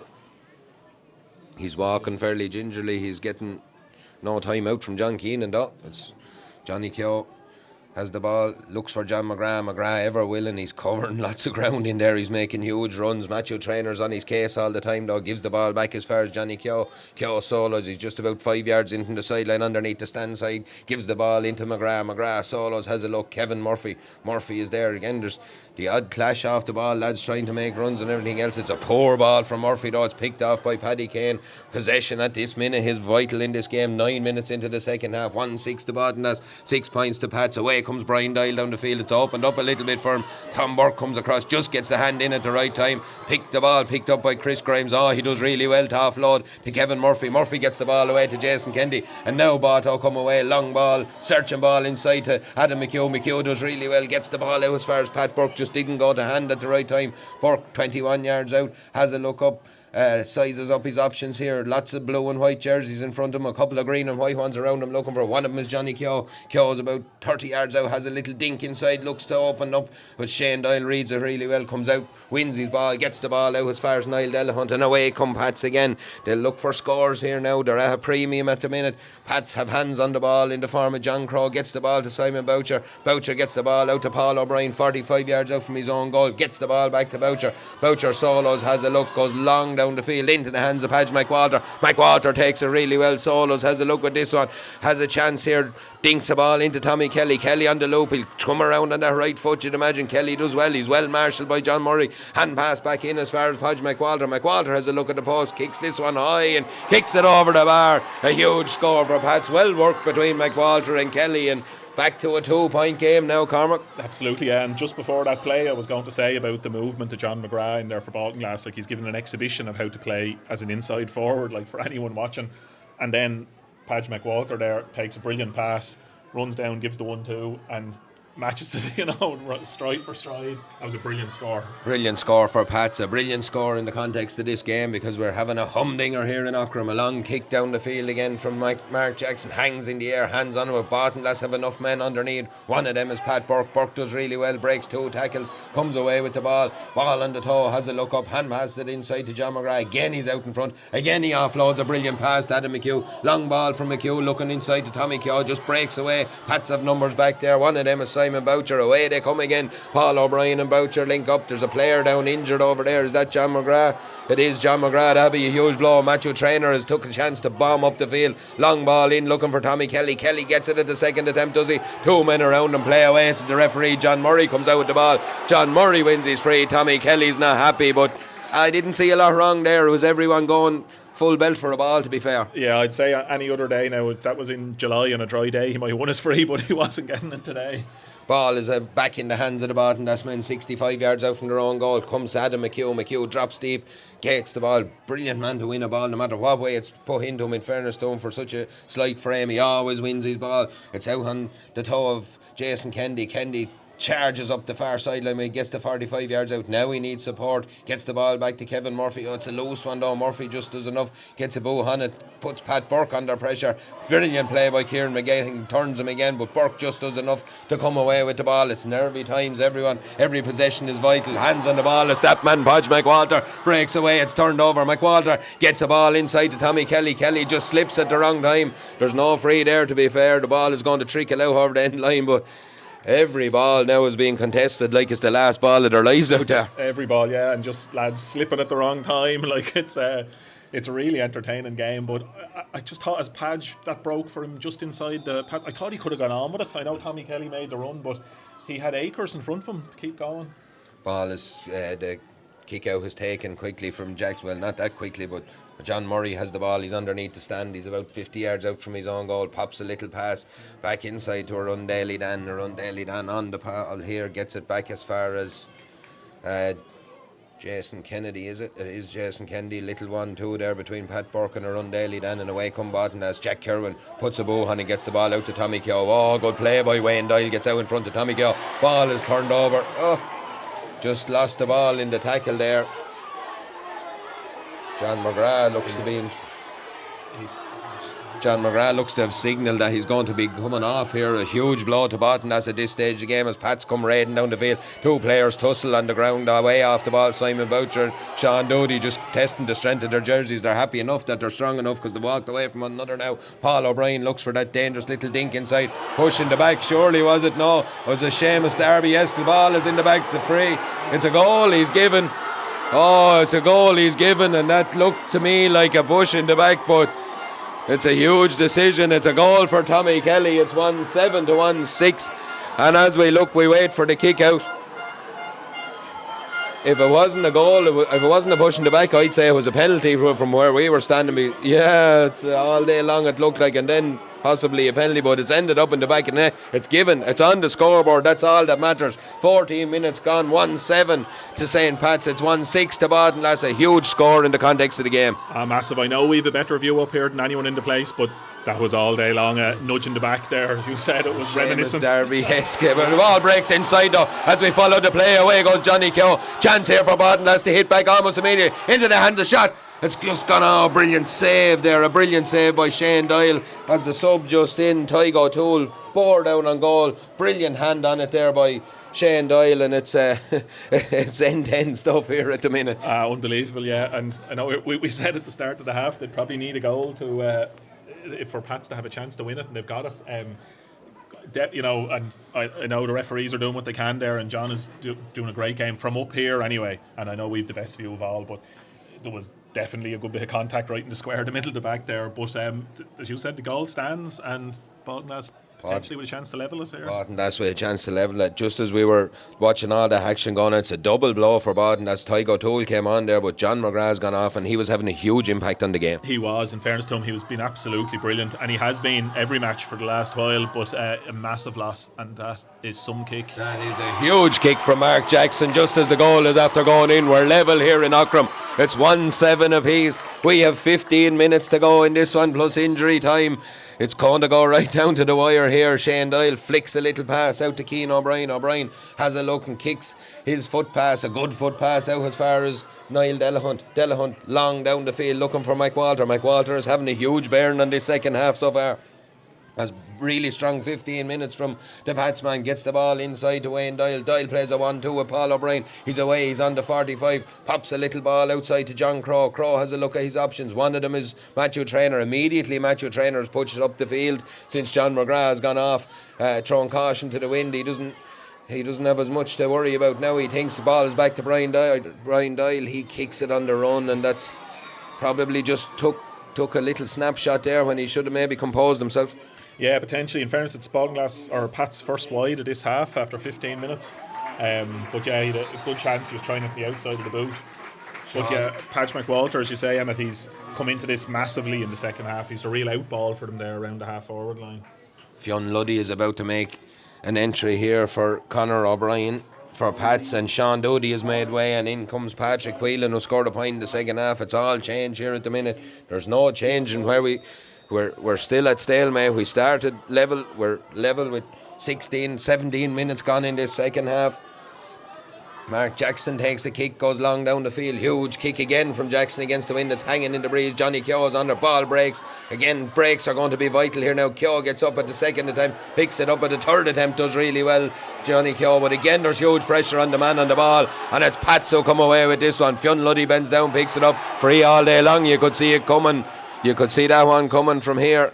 Yeah, and I wouldn't mind only he fluffed the pick up as well. He had actually dropped it before he was fouled. So Simon Boucher takes a quick. Fionn Luddy's in space here. Pats now are on a crest of a wave. Luddy just knew he had almost threw his hands up as it left his boot. He knew the minute he kicked it was gone to the right and wide, and little chances like that are going to make a huge difference here, because everything needs to be taken now. If whoever's going to win this championship, they need to take every single opportunity. Yeah, and again, I'd say he's only just on and got his first ball there, and he was in space in fairness, but outside of the boot from there, it would have been it was a 1 in a million shot, that one. Only you could pull that one off, Cormac, really. Yeah, on a dry day. Mark Jackson to take the kick out. Huge pressure on everyone on the field here now to win these balls. Whelan. Brilliant catch by Patrick. Whelan gets the ball, gives it to Johnny Keogh. Keogh looks up, goes long inside looking for Tommy Keogh. There's a slip there on the ball. Keogh will make this. No, he won't. Jack Kerwin pops up out of nowhere. Kerwin is fouled, dragged to the ground, and a sigh of relief for Baltinglass, I suppose. They've lifted the siege a bit, and here comes Mark Jackson again. Every one of these chances now are crucial in this. Are huge, yeah, and like all those frees, they know for a fact that Jackson has the distance anyway now, once he connects with it, so they have a chance with every one of these inside the 45. So it's really on the Baltinglass or the Pats' backs now if they're just able to hold their discipline for the next 10 minutes or so. Mark Jackson strolls up, he'll place this ball, he'll be about 23 or 4 yards out. He's about 11 or 12 yards in from the sideline. We'll have a very good view from the camera here because we're right behind him. As we said, we know he has the distance. It's all about the connection here for Jackson, the Baltinglass captain. A chance for Jackson to kick this one. Connects with it. Oh, it's a beautiful kick, a beautiful score. It's high and it's over the bar. It's 1-8 to Baltinglass, 1-7 to Pats here. 19 minutes on the clock. Still can't call this one, Cormac. It's just too tight to call. Absolutely, and as we say, like those strikes, both from the kickouts and the frees, like it's absolute exhibition of striking. Oh, there's a loose kick out there. Paddy Kane does enough there, but Johnny Keogh's turned it over. Chance for Keogh, a foul here for Pats. It'll probably sue him, but he tries to get away with the ball. He does. It's a free. He probably could have maybe got one there. I don't know. Pats just breathed a sigh of relief because the short kick out got messy there, and there's going to be a card here for Adam McHugh. He just tried to stop the quick kick. I'd say he'll be on a yellow after this. He's just asking him for his name. It's a yellow card, so Adam McHugh. He'll be happy enough with that now when there was shouts for a black card there. Yeah, so look, it's 1-8 to 1-7. As we said, the ball is out to John Crow. Crow does really well to hold on to that one. The conditions, breaks the tackle, turns his man, comes away and gives the ball to Simon Boucher. Boucher comes raiding down the field. Good tackle by Jack Kerwin, does really well to slow his progress. Good tackle by Murphy there. Ball is in the hands of Padge McWalter, out to Fionn Luddy. Luddy gets the ball to John Crow. Crow pops it off to Matthew Traynor. Traynor, as we said, really far out the field from where he was. Gives the ball out to Keenan O'Brien. O'Brien, that's a loose looking pass. And Niall Delahunt, Delahunt just does enough, picks this one up. It's going to be a score. It's a big score because it looked like he'd lost possession. He touched the ball inside, and a huge score there from Niall Delahunt. Absolutely great score. Yeah, the pace has picked up again there just in the last couple of minutes. What have we got, about 10 minutes left? We have about 9 minutes plus injuries left. We have 21 minutes on the clock. 1-8 apiece here in Baltinglass. It's a really good county final. Our new manager, Oisin McConville, is here somewhere. I'm sure he'll be happy enough with the fare. He's seen a lot of very good footballers on show, given the conditions, to be fair, on both sides. There's no real back number here in any quarter. No, absolutely not. There's another massive kick. Another massive kick against the wind, but this time it's Pat's hands are on the ball. John Crow gets this one, passes it out as far as Paul O'Brien. O'Brien solos up to the 45, offloads it to Dean Healy. Chance thought he was going to shoot, takes into contact. Daly Dan is there. Dangerous looking ball across. Tommy Kelly gets his hands on this one, but just drops, and away comes Mark Jackson. Jackson boots the ball up the field as far as Tygo O'Toole. O'Toole wearing 19 on the far side. It gets the ball into the other sub, Patrick Whelan. Whelan breaks one tackle, steps inside. Maybe was a call for a foul there. Play away as John Keenan. Ball breaks inside again as Kevin Murphy is on the ball now, has it in hand, gives the ball to Jack Kerwin. Kerwin has a look up, sizes up his options, kicks a foot pass up the field in as far as Tygo O'Toole. O'Toole goes long down the line. It's Adam McHugh, ever willing. He's out in front again, takes on his man, steps inside underneath the scoreboard, drops the shoulder, he's away. Chance for McHugh here to kick a point. This will be some score, but it's one. It's high, they're waving. It's just gone outside the post and gone wide. I thought it was going to be another big score from McHugh because he just kicked one earlier in the piece there, and it was a beauty. That was just to the wrong side of the post. Yeah, and must have been close because they were looking ahead a long time there. Good look ahead, in fairness.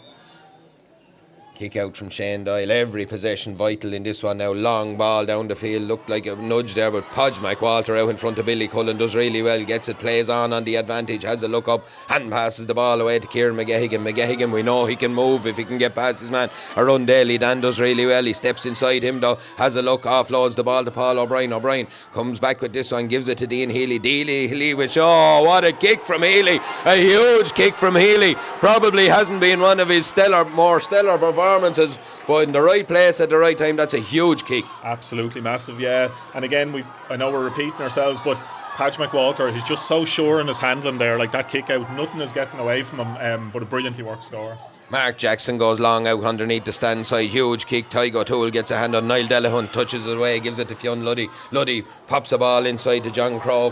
23 and a half minutes gone. Here comes Raiden down the field. Steps inside Billy Cullen. Chance here for Crow. Chance for Pats. Has a look. Gets the ball onto his right foot. Kicks this one high and kicks it over the bar. That's a huge score to put Pats 2 up. 2 points is a huge lead at this stage of the game. Huge, and as you said, like the goal and then losing John McGrath, like John was he was really their outball there for 40 minutes or 45 minutes, so it's going to take a massive effort now for Baltinglass and relying a lot now on Adam McHugh to just be that outball and to get his hands on one.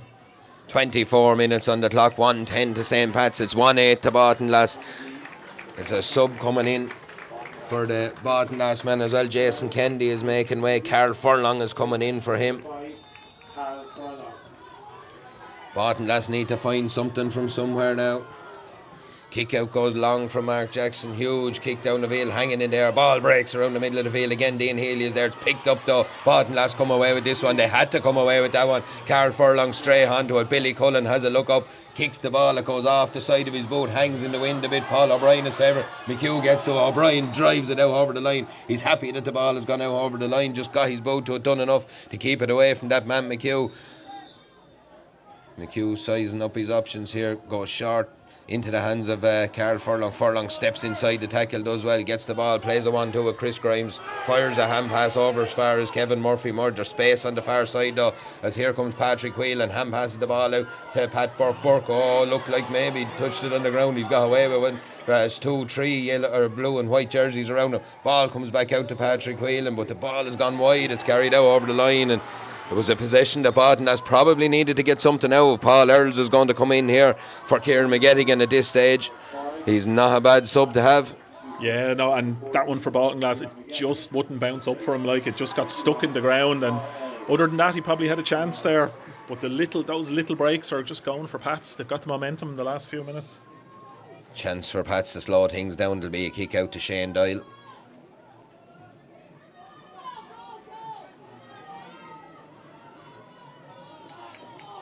Doyle takes his time over this one with just about 26 minutes on the clock here. Pats lead by 2, 1-10 to 1-8. He goes short as far as Wayne Doyle. Doyle gets the ball out as far as Paul O'Brien. O'Brien comes away with this one. Solos, he's 65 yards out from his own goal. Puts on the afterburners. Tommy Keogh is coming after him, but O'Brien gets a long looping ball into the danger area. Brilliantly taken there under pressure, and it's a free. The referee slips as well as everything else, but he's found his foot and it'll be a free to Baltinglass.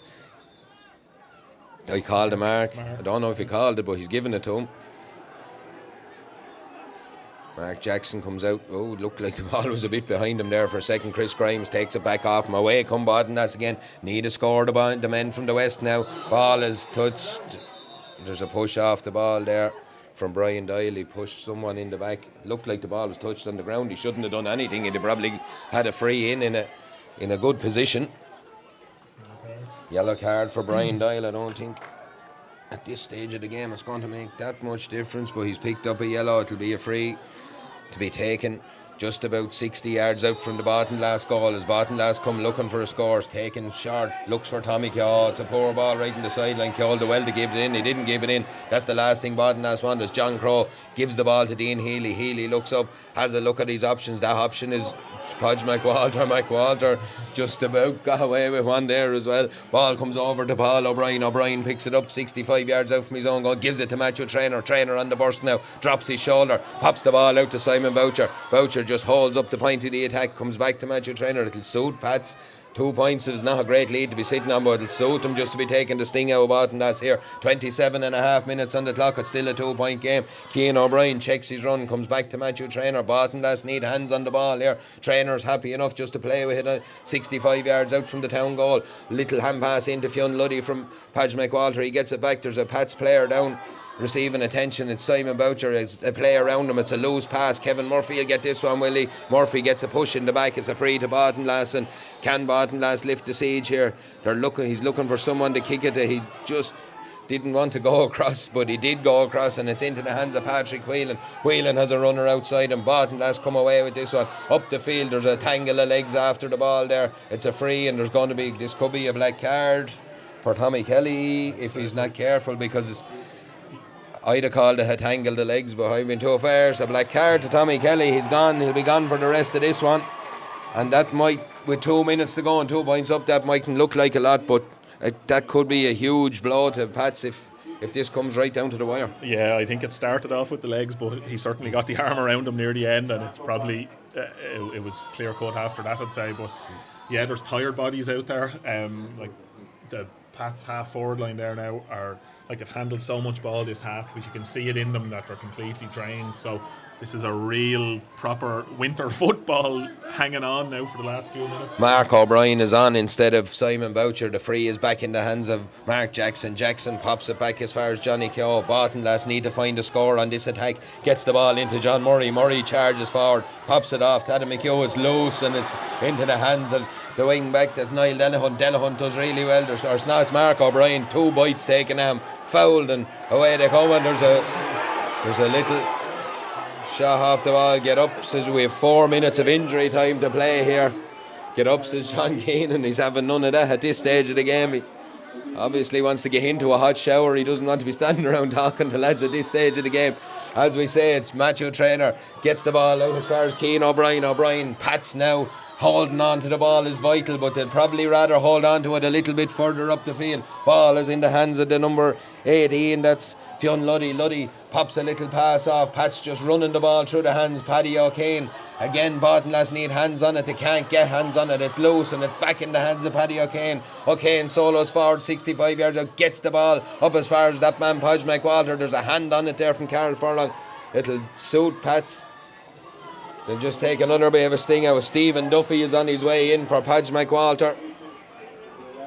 You can see, I mean, there's sense to it too there. I mean, if you win a free in the last and Tommy Kelly gone off the field, and Tommy Kelly gone off the field. It's a use of the head. Padge McWalter taking every second he can now coming off the field. What and an impact he's had in this second half of this game. He's been huge. Second half, he's been absolutely brilliant. I mean, just so sure on the ball. Like, all the handling has been just crisp. The passes are good. He just gives the ball at the right time.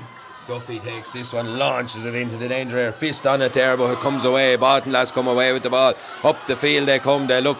A good tackle from Brian Doyle. Turns a run. Daly Dan back with the ball. Again, they need options. Chris Grimes checks again and gives the ball back to Mark Jackson. Duffy pushes up on Jackson. Gets the ball up the field. Away goes Jackson. They're throwing everything at this one. We're a minute into injury time. We've 3 to go. Don't forget, 2 points in 3 minutes is not a strange thing in any county final. Long searching ball inside for Tommy Keogh. Again, his ball just beats him. Away it goes to Wayne Doyle. Pats are happy. They're in possession. Ball comes out as far as their cornerback, Keenan O'Brien. O'Brien does really well up the sideline with the ball. Steps inside, checks his run, gets the ball in as far as Paul Earls. Earls has a look, passes a loose look on him as it stays. Oh, the ball is inside. There's a chance here, 1-2. Adam McHugh gets the ball over to Patrick Whelan, and it doesn't go to hand. And a huge chance gone a begging there for the Baltinglass men. It looked like everything had opened up for him, and away come Pats with the ball. Matthew Traynor goes long down the line into the hands of Paul O'Brien. These two lads, Traynor and O'Brien, played in 2 county finals in the last 2 weeks with Gleneely.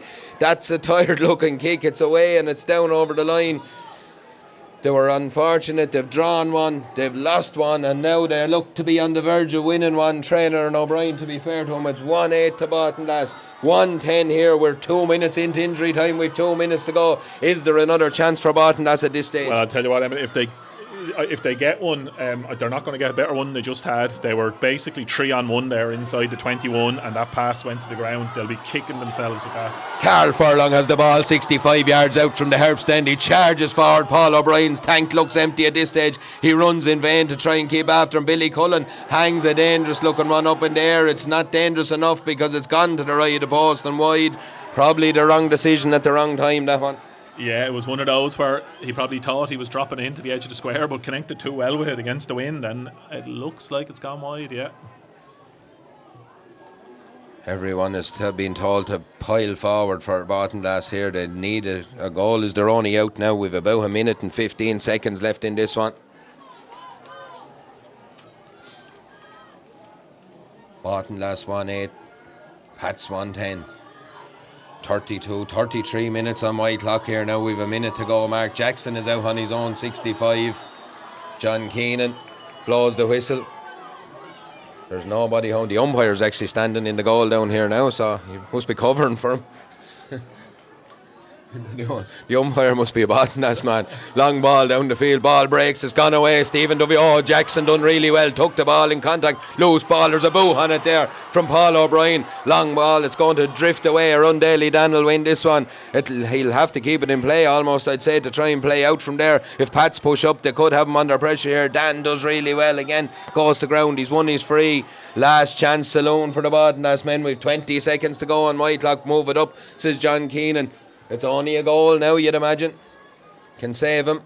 You'd think so. I mean, time, they have 4 minutes, so there's about 30 seconds, I'd say, or so left of normal time, and whatever John We're adds going to on, have a sub here in.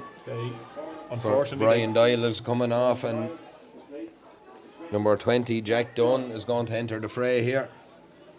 Unfortunately for Baltinglass, they literally couldn't be any further away from Pat's goal. They're right down If into you're ever Dunn. going to give away a free, it's the place to give it away, I suppose. He's right down in the dressing room almost here. He takes it, gives the ball to Mark Jackson. It's all over. The hands are up. Baltinglass have been beaten. Pats are champions for 2022. The Bowman Platform Higher Senior Football champions. It's all over. 110 to St. Pat's, 1-8 to Baltinglass. And the Pats men have regained their title after a 3 years away. They've done 2 in a row, 2018-19. They're back in 2022. A huge, huge victory for Pats.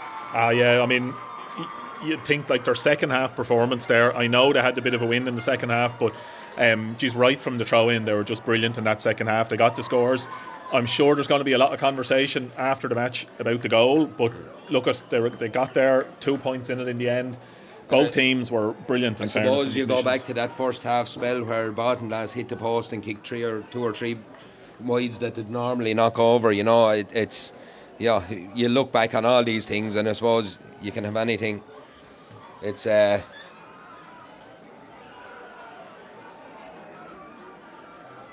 and we're just I'm going down on. I'm going to try and grab Tommy Kelly for a quick interview, the Pats captain. Thanks a million, Cormac, for coming in and joining us. A cracking game. It's been a cracking year of football. Tracy on camera, Stephen on production. I'm going to go down into the elements here and see can I get a quick interview. I'll be with you shortly.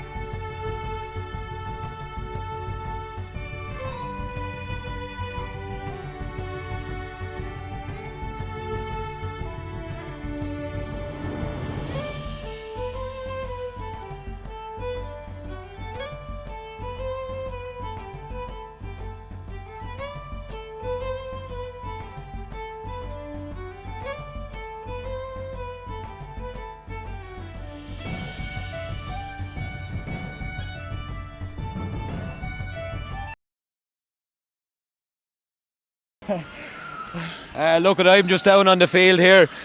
Emotional moments for you, Tommy. You've just captain Pats. Yeah, you've just captain Pats to win the title. You've won it back after a couple of years. A huge battle there today with Baltinglass. What a game! I don't know what to think. I can't even think. Like, sorry, it's the best feeling in the world. Like, I don't know. It hasn't hit me yet. I can't believe it. Yeah, look, you What a battle, like. played against the breeze in the first half. You gave yourself Baltinglass started, came out the traps really hard, but you gave yourselves every chance going in at half time. Kept yourselves in the game. That's what county finals are about. That's it. Like, we've been there before as Baltinglass. We knew at half time we were 4 points down, but we knew if we kept going, we'd maybe get a lucky goal, which we did. Got ourselves back into the game, and thank God, like, finally get off the line and I finally get to lift the fucking cup.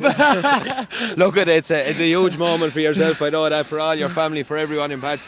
You're going to enjoy the next couple of days. Thanks for taking a few minutes out here with us. Go back to your teammates and enjoy the next 2 days. Thanks.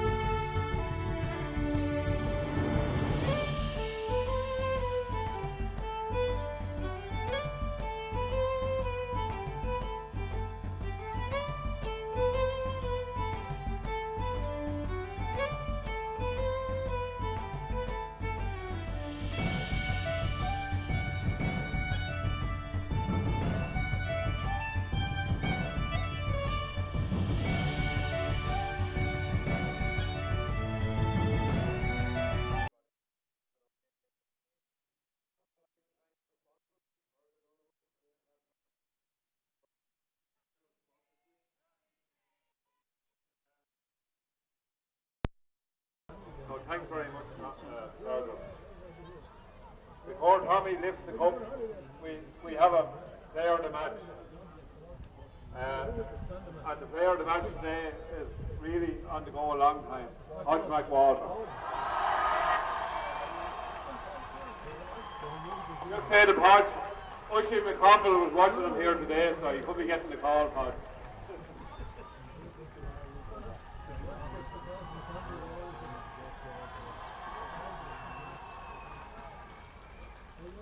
Player of the match was sponsored by Jimmy Hughes of Leslie.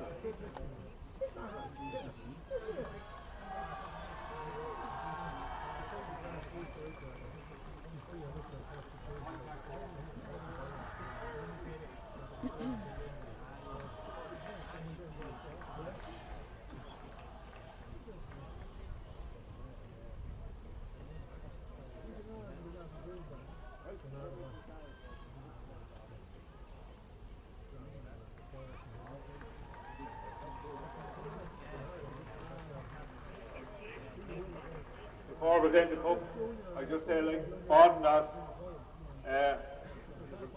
great team, great young team for the future, and I'm sure we'll see you here back next year getting the Mighty Cup. So just say that Baltinglass hard luck and keep working, lads.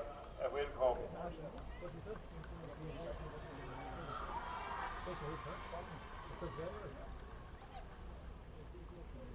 And with that, I'll ask Fergal O'Donoghue and his son to present the cup, Tommy Kelly of St.Patricks, Dublin Wicklow.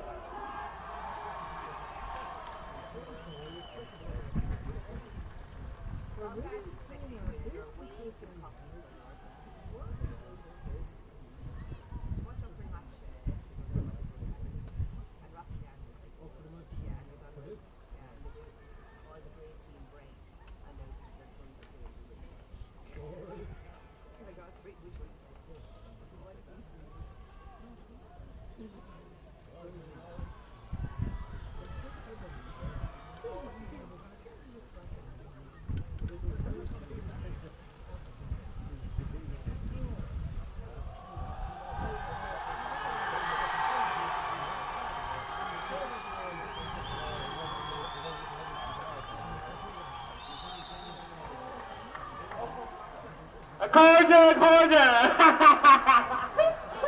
I haven't a clue what to say here, right? So I'm going to start by just saying hard luck to Baltinglass. It's never easy to lose a final. We've been there many a time. I'm sure you will come back next year stronger than ever. And nothing but a kick of a football between it. And hard luck Baltinglass. I'm sure you'll be back next year. I'd like to thank John Keenan and the officials, even if he did give me a black card. Still a hard match to referee, and he done very well. Thanks, John.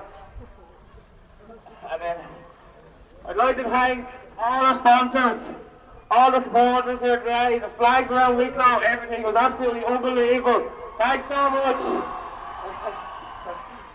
And I'd just like to finish by thanking Robbie, Joe, Fitzer, Alan and Eugene and all the lads. We had a small enough panel this year, but every training session just pushed each other harder and harder, and now we've got what we wanted. What the fucking Pats!